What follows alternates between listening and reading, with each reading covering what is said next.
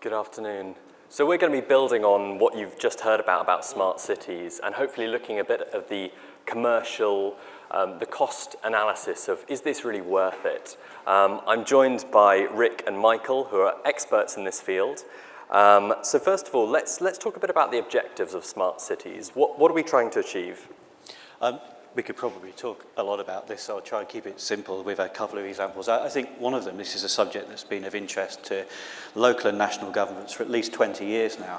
One of those reasons is productivity. It's just a major theme driving government at the moment once they can get past Brexit. So one of them is investment in innovation and infrastructure and skills, something that can contribute towards productivity. Then you get to things like community vitality, well-being. You know, these are the ultimate objectives of why people have been talking about this for so long. Then the challenge is, how do you align that up to investor objectives? And that's where I think there is an interesting dynamic in the property industry. And there are many others we could, I'm sure, get into later. But one of them I'll cite is long-term investment return, because that depends on a growing economy. Growing economies happen where you have healthy communities, so these things are linked. One of the challenges can be constructing the quantified evidence to demonstrate those links to prove the investment value. And Mikael, when it comes to fibre, which is obviously your area of expertise, talk a bit about the cost benefit. Well, I'd just like to start again with the objectives, and I think the previous speaker I liked very much. We try to understand, and it's always in the local context, what people want, we try to give them more. What they don't want, we try to take away. And then working with the local powers, and often it is manifested inside a local council. And the local council is not just one thing. It's, we call them the five families. I see my colleague over there, who there's often we have IT, we have housing, we have park and roads, we have economic development, etc. And for them to have a common vision around what actually they want to achieve is very difficult. Now, coming to the fibre, then we have two basically parties that we address. We have the real estate owners, many of you are here today, and we have the city. And those don't always see eye to eye either.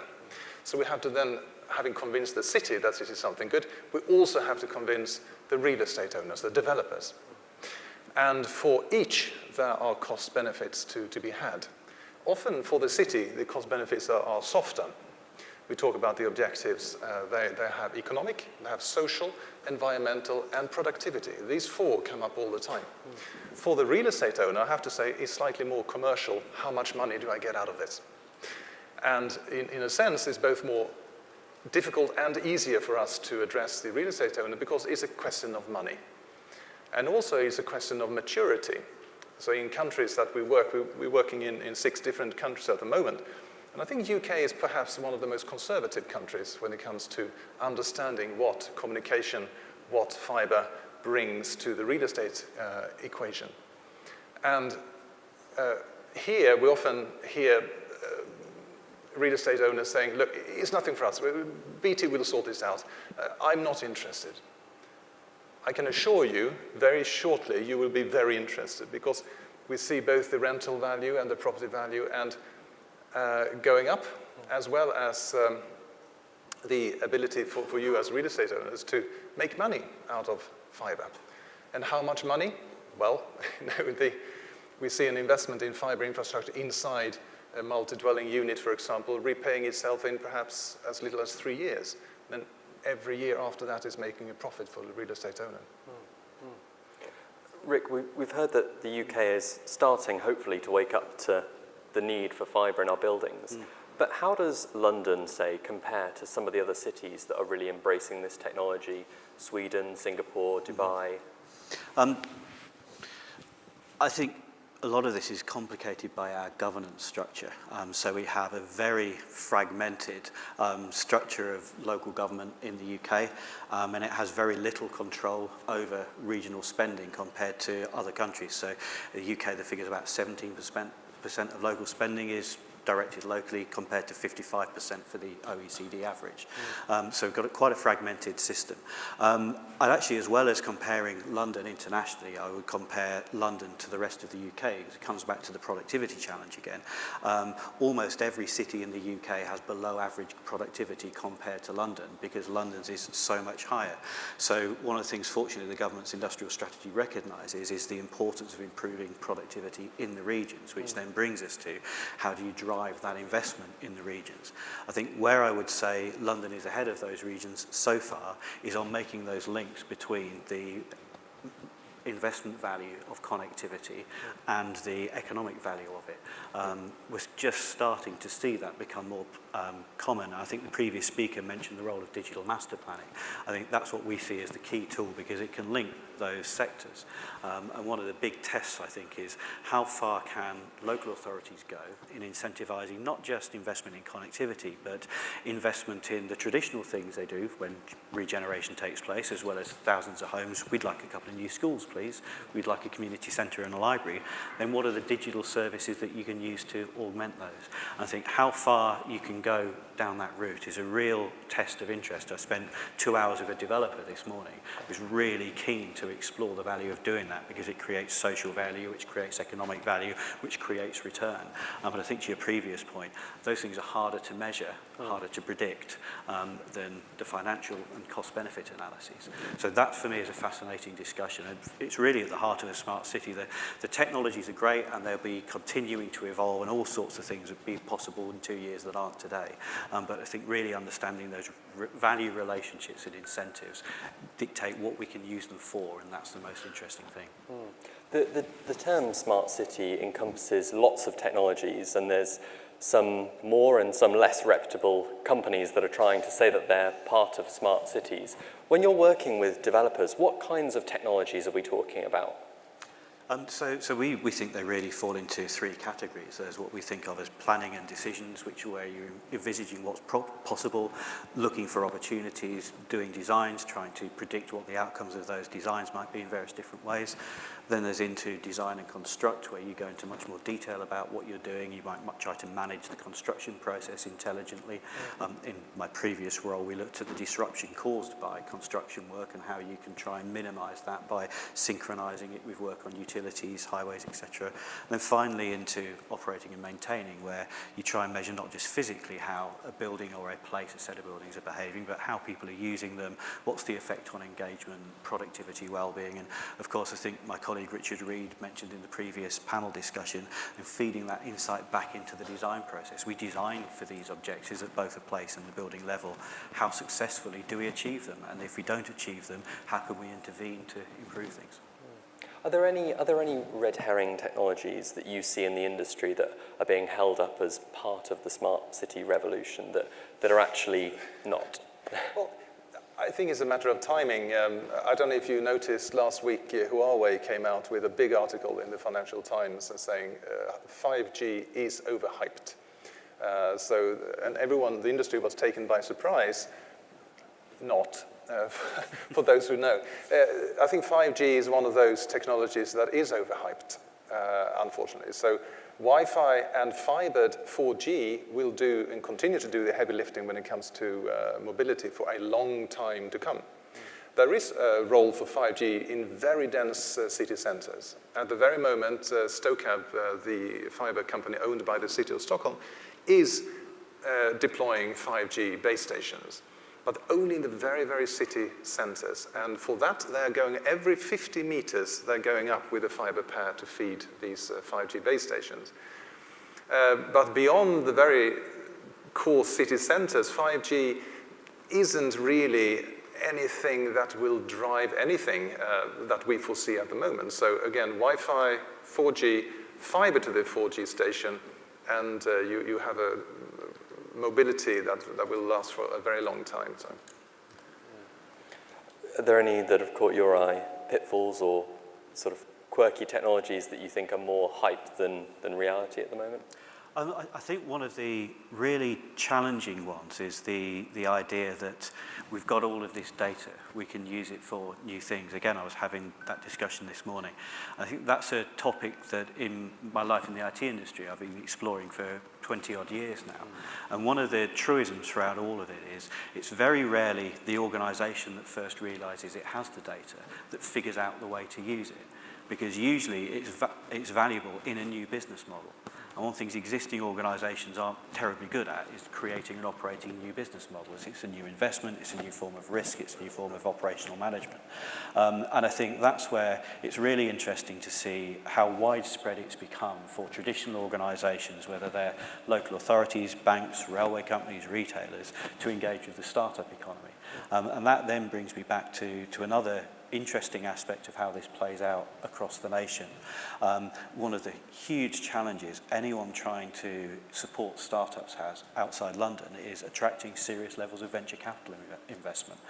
So there's massive growth in startup businesses because it's much easier to start a business up now than it ever was before, but huge differentials in how successful you can be in doing that in one place rather than another.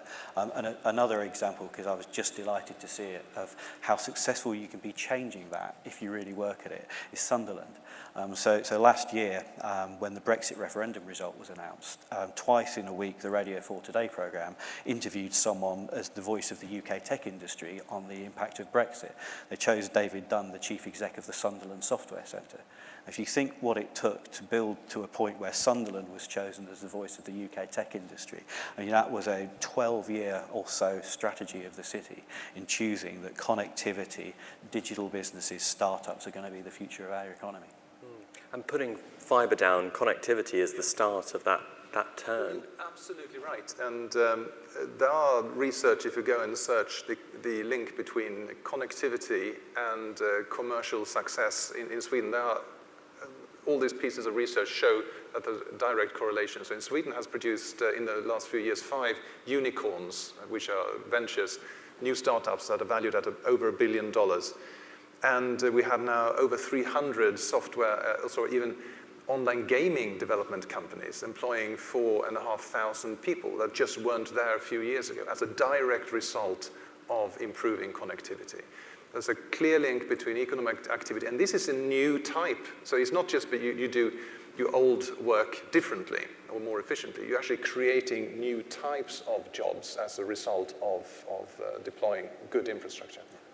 And beyond the economic benefits, what about the social benefits of smart cities? We sort of spoke about productivity, but well-being and the wellness drive at the moment. Yeah. That's a big part of it as well. It really is, and this is when it comes down to public policy, be it local or national. We sometimes call it the digital divide, those who have and those who have not. And in Sweden, this has been a really important driver. So public housing companies were some of the earliest adopters of true broadband networks. And I've seen here in the UK, it was announced last week, I think, Community Fibre is getting 25 million to do social housing in London. But people living in social housing in Sweden hasn't got the same stigma as here, so excuse that. But they are heavy users of communications. They spend a proportion of their disposable income is much higher than spend on communications and others. They really need and want and are prepared to pay for good communication. And it creates that inclusiveness. Very, very important. Sweden has issues with integration, social integration, both in terms of income levels, but also in terms of ethnicity. And this has been a true leveler. One of the networks we set up so we had 118 different networks around the country. One of them in south of Stockholm, where you had over 40 official languages. And the only way for the council to communicate with all these people was through electronic communication. It was an essential part of inclusion. So I'd say it plays a very important part. Yes. I'd second that as well. I mean, just last week, I think there was an OECD report on the impact of automation on employment. Bank of England governor spoke about this 2 weeks ago, McKinsey, Oxford University, lots of work. It's all pretty consistently saying that we're going to see of the order of 10 to 20 million jobs in the UK either automated and replaced or significantly impacted by technology. the last time we had such a significant shift in the economy was when shipbuilding, manufacturing, coal mining, car manufacturing in the UK went into decline in the last century. And the city economies that didn't manage that transition successfully went into 10, 20, 30, 40-year depressions. You know, these are really serious social consequences. And the issue of straight access is absolutely important. Yeah, absolutely. But the other one on top of that is digital skills. Centre for Cities did an analysis of that in the last century and said, whilst it's complex, the single biggest determinant of success is the ability to provide skills to the citizenship as the skills required to have a job in the new economy change. So I think that's a huge issue for us in social terms. Whether it's really at the heart of what Smart Cities is tackling today, I think it's a very different question. I think I did this piece of work a while ago looking back for where on earth did this term originate. A lot of people credit my old employer IBM with that, but they didn't, they just co-opted it very well. The earliest I could find was in 1997 when Bill Mitchell, who was the director of MIT's Media Lab, wrote a book called City of Bits, which was the first publication that I've found that was a description of how cities would work using what was recognizable as digital technology rather than science fiction. At the same time, social scientists at a conference observed this idea of smart communities. All of this communication should give communities a stronger voice over their own governance. I think those are two very different concepts that have been smashed together in the idea of smart cities, and we've still not brought them into harmony.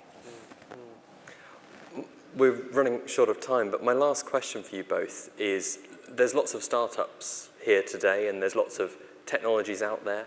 What have you seen? What's really impressed you? Not fibre, it's got to be something built on top of that. But what have you seen that's really impressed you in the world of smart cities at the moment?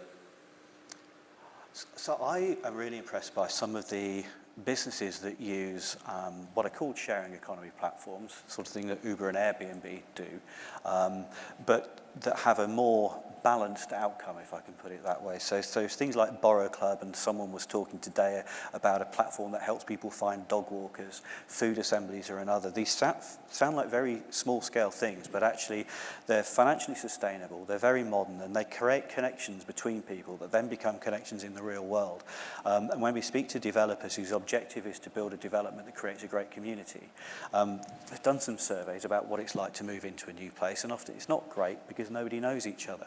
And we had a long discussion with a developer today about how a mix of these ideas can actually help to stimulate connections, transactions, interaction in the community. So I think I find some of those and how you can try to encourage them to thrive and grow really fascinating. I think that's a good question. Without naming any names, I recently met with a defense company, actually Thales, it's no surprise, 10th largest in the world. They say, oddly enough, military is not our largest customer anymore. It is communities and critical infrastructure. And we've split into 4 business units just recently, and they are connectivity, artificial intelligence, big data, and security. Those are the 4 areas where I see innovation coming. And so we in the connectivity part is perhaps arguably normally the easiest one, both easy and difficult.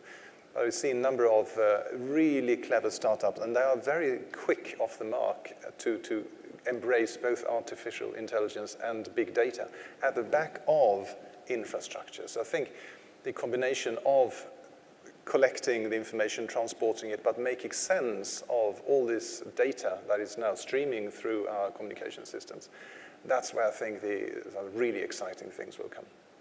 Fantastic. Rick, Michael, thank you both for your time, and can we get a round of applause? Thank you.